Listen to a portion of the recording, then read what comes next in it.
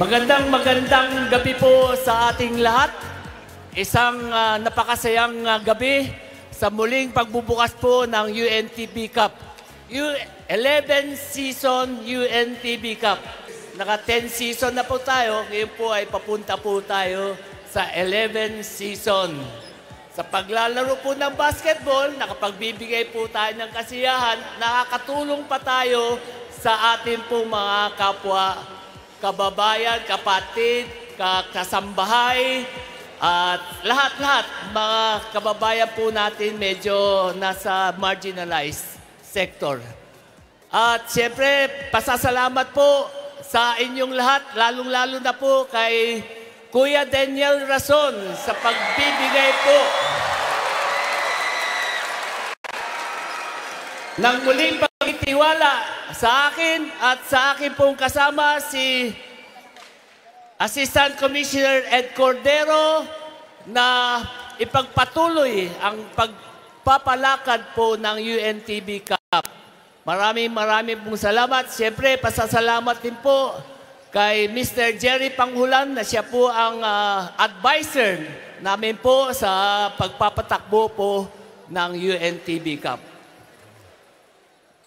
Siyempre, kami naman po sa Commissioner Office, pinipilit po namin na balansehin ang lahat ng team. Lahat ng teams. Kaya lang, napakahirap po. Lalo po tayong dumarami.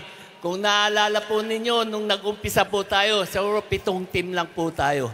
Ngayon po, 15 teams na po tayo. 15. At siyempre, gusto ko pong i-welcome ang muling pagsali po ng PhilHealth.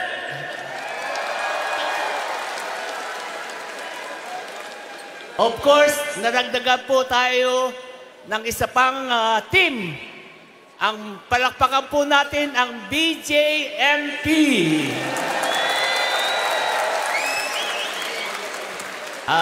Malungkot ko pong i-announce yung OPPMS hindi po umabot sa deadline po ng pagsali.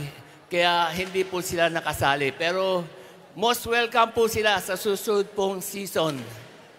Kaya muli, maraming salamat. Lalong-lalo na po sa lahat ng fans. Maraming pong salamat.